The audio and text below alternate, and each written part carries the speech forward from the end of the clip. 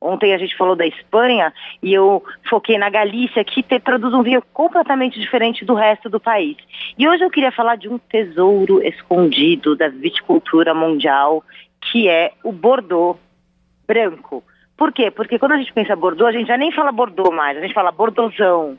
Né? A gente já está pensando num vinho tinto, tânico, duro, encorpado, que precisa de comida, e essa é a fama da região. Mas a região produz também vinhos brancos muito refrescantes, muito saborosos, muito fáceis de tomar, perfumados e, o melhor de tudo, baratos. Porque justamente por não terem nenhuma fama, eles acabam ficando um pouquinho à sombra dos tintos mais famosos. Então a gente consegue vários exemplares, eu vou colocar na listinha vários, legais, com bons preços. Então Bordeaux Blanc é a nossa dica de hoje e amanhã tem mais, porque vocês sabem bem, vinho é sempre um prazer em conhecer. Até amanhã.